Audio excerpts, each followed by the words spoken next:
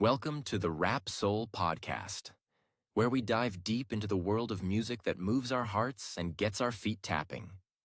This is the intersection of rap and soul music from the 80s, 90s, and 2000s.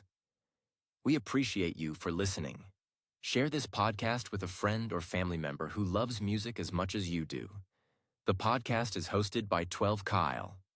Next up, the Rap Soul Podcast. I think in hip hop, we as fans were very critical about those who were able to sell records. And we were even more critical about those who we thought sold records and sold out to sell records. That's a difference. We weren't as critical of those who were able to cross over, but we were very critical of those who sold their souls, if you will, to cross over. Welcome to another edition of the Rap Soul Podcast. I am your boy 12 Kyle. I want to thank you all for tuning in as you do each and every week. Again, this is the Rap Soul Podcast. This is the intersection where we have discussions about music and artists from the 80s, the 90s, and the 2000s when it comes to rap, hip-hop, soul, and R&B. Simply put, folks, this is the best music podcast that you have never heard until right now. Again, I want to thank you all for tuning in. Shout out to those of you who are watching on YouTube as well as Spotify. Now, what you just heard was a clip from a man, Big Gip, from the Goody Mob. Shout out to Gip. He brings an interesting thought and concept. And when I saw the clip, I wanted to add that to this discussion because it's worthy of it. And I go back to something that I saw on my homie's podcast. Shout out to the boys at Dead End Hip Hop. Those are my boys. They asked this question on an episode probably about a year or so ago. Is there a difference between crossing over and selling out? And as you see on the cover art, I have a picture of one Vanilla Ice and the rap group EPMD. And I'll explain why I did that in just a few minutes. But before I get to Gip's point, again, shout out to the fellas because they actually talked about this. Is there a difference between crossing over and selling out? Yes and no. And it really depends on who you ask and where they are when you ask them. Because at one point in time in hip hop, or let me go back, at one point in time in rap, it was a cardinal sin to cross over and have mass appeal. Shout out to Gangstar. But you didn't want to have mass appeal. Like, hip hop in its essence was something that was from the streets. It was from the culture. It was from our culture, Black culture, right? Birthed in the Boogie Down Bronx, Argue with Your Mama. About its origins in Cool Herc. That being said, that's where it came from.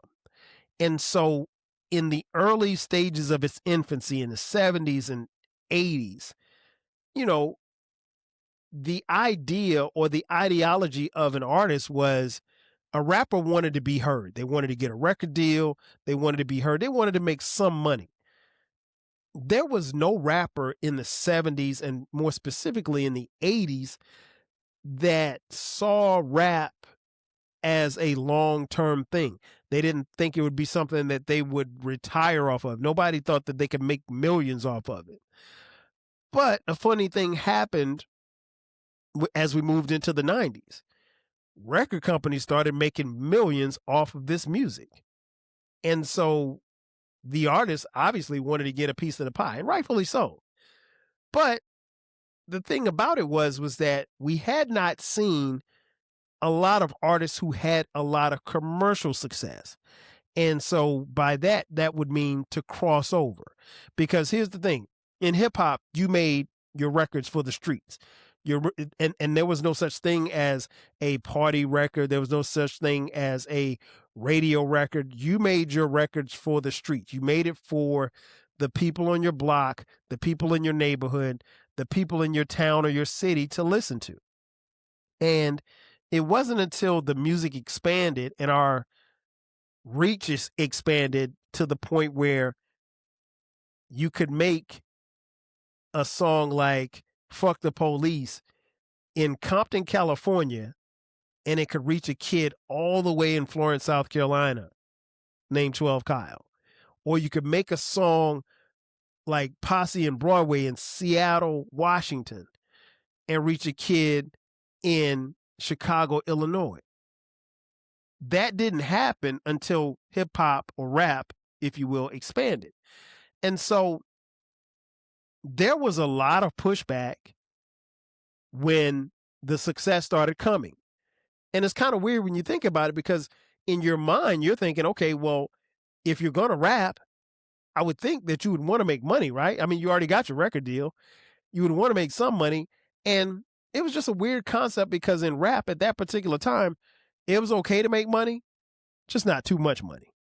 It was okay to sell records, just not too much records. You couldn't sell too many records. And now where that line was drawn really depended on who you asked. And so I will use, for example, the great MC Hammer. Listen, people can say what they want to say about Hammer.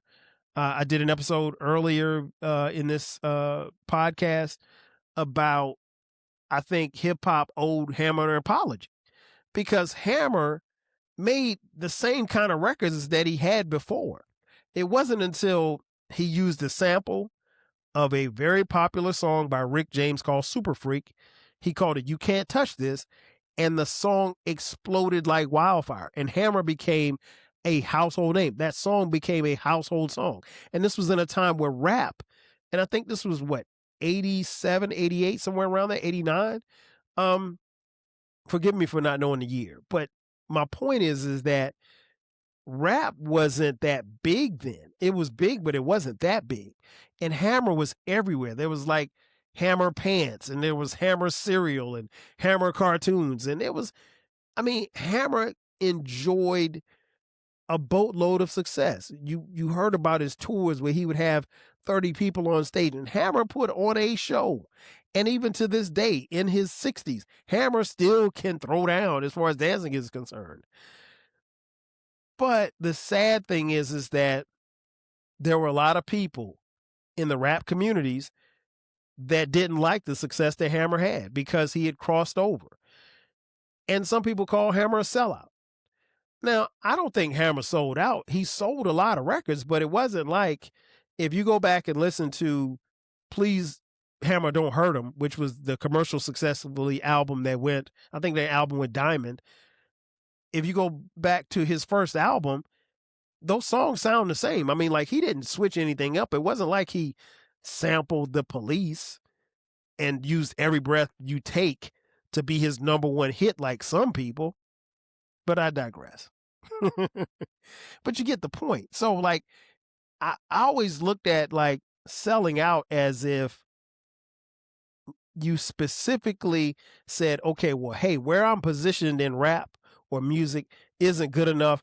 I'm going to sell my soul and create a persona, or create a song, or create a movement, or create a wave to where it'll earn me money. And I think if we're being honest, we probably see more artists like that today than we did in yesteryear. So I don't think Hammer sold out. He crossed over, but he didn't intentionally cross over. Now, when you look at an artist like Vanilla Ice, who I mentioned I have on the cover art to this particular podcast, Vanilla Ice was the white answer to Hammer, if you will, for some people. And Vanilla Ice wasn't from the culture. Vanilla Ice wasn't someone who paid his dues, at least by rap standards, he didn't. And so Vanilla Ice, because of the popularity of his song, Ice Ice Baby, and if we're being honest, because of the popularity of what he looked like, he was able to get on MTV and blow up. And I can't really fault Vanilla Ice for that. I don't know Vanilla Ice personally, so I don't know what his intentions were. But I will say this much. He definitely crossed over.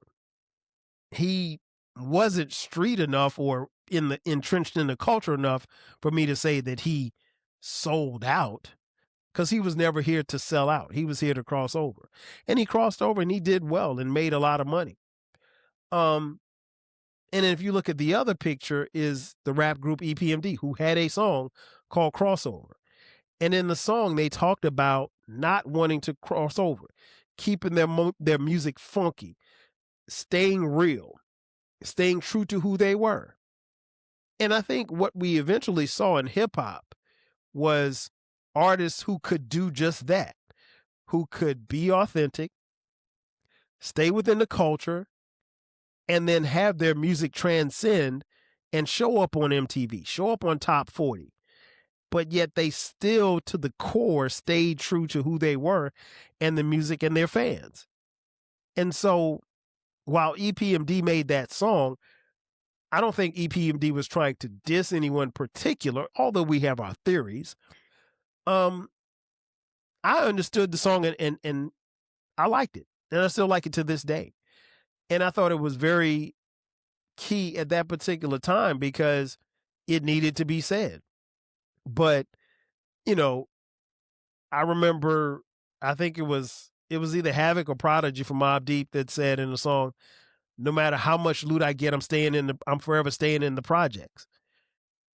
No, you're not.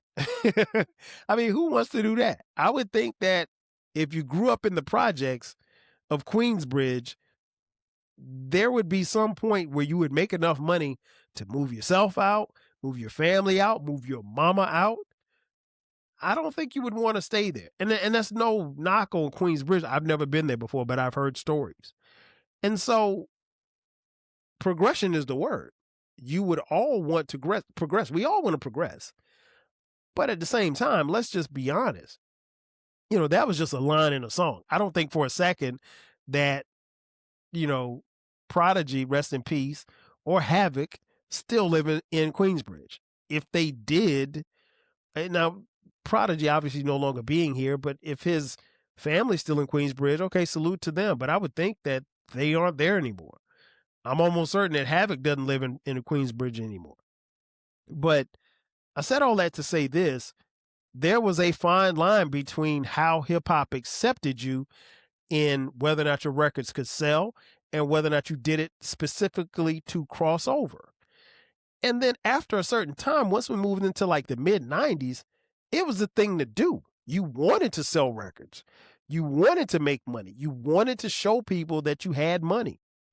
So if Jay-Z had come out in 1986, as opposed to coming out in 1996, those are two different Jay-Z's, because one would have been chastised and criticized for talking about materialism and then basically living the lifestyle that he talked about, and the other would have been celebrated and propped up on a pedestal for doing such things, for overcoming and going from a hustler to this multi-millionaire rapper. And so if Jay-Z comes out in 1986, he's not the same Jay-Z that we know and grow to love. And that's just being honest, because he would have been met with pushback. You couldn't talk about those type of things. You couldn't flaunt that type of lifestyle. You couldn't aspire or at least jump on the charts and have your videos be played on MTV and have, top 40 radio stations playing your music. Some would say Jay-Z would have not even crossed over. He would have sold out in 86 if that had happened. But look at what 10 years makes. And I'm just using Jay as an example. I love his music. Always been a big fan. I think he's one of the greatest lyricists ever. That being said, I think in hip hop, we as fans were very critical about those who were able to sell records. And we were even more critical about those who we thought sold records and sold out to sell records. That's a difference. We weren't as critical of those who were able to cross over, but we were very critical of those who sold their souls, if you will, to cross over. Now, if you look at the landscape of rappers today, there's not one rapper that's going to tell you that they want to stay broke. Hell, there's not even one rapper that's going to tell you that they are broke. And keep in mind that if you look at the tree of the money that's being made in music, the artist is always on the bottom of the tree.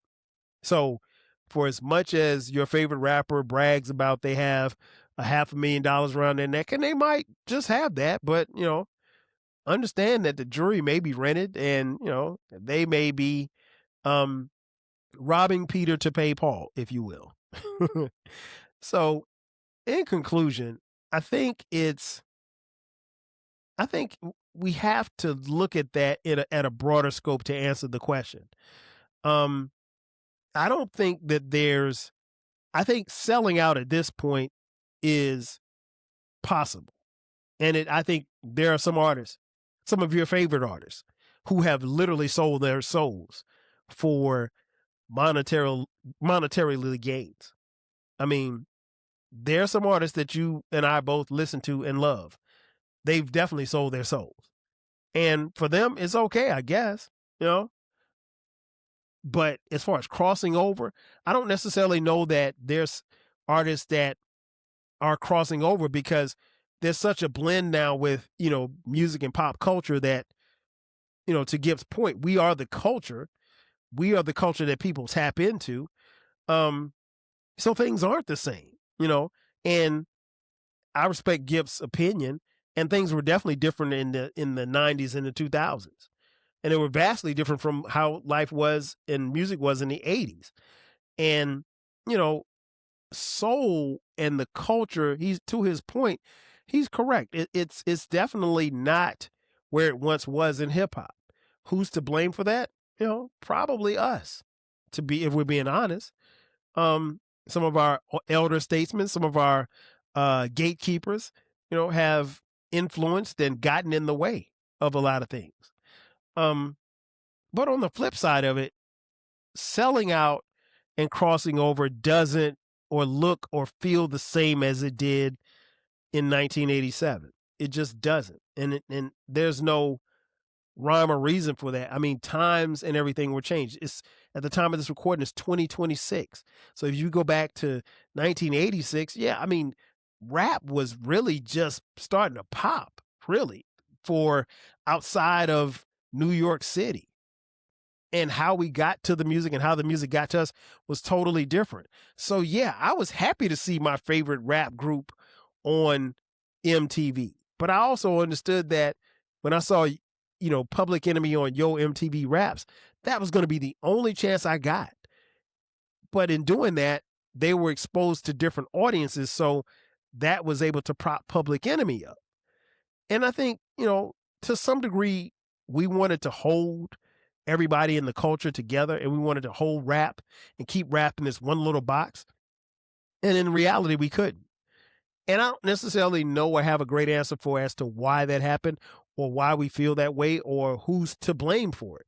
Maybe there's no blame to go around at all. Maybe it's just one of those things that happened. Maybe, just maybe, it was evolution.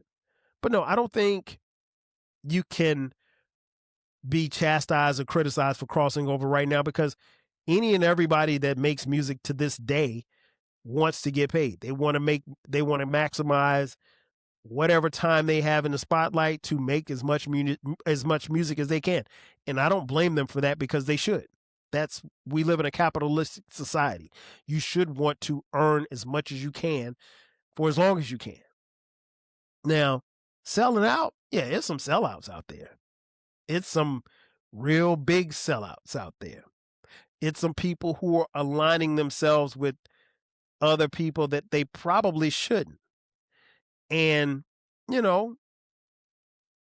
when it hits the fan, as, K-Dot said, when the shit hits the fan, they'll realize it. And, all money ain't good money. But that's for them to figure out. But as far as selling out, there's definitely some sellouts. You see them, you know them.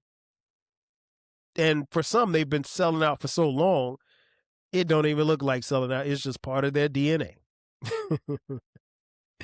Ladies and gentlemen, that's going to do it for me. Thanks again for checking out this edition of the Rap Soul Podcast.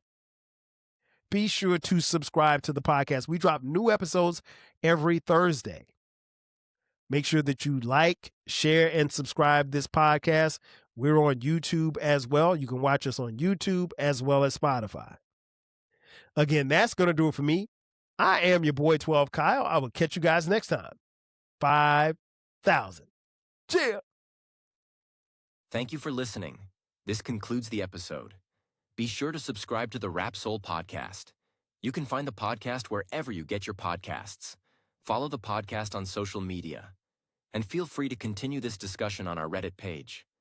More importantly, share this podcast with a friend or family member who loves music as much as you do.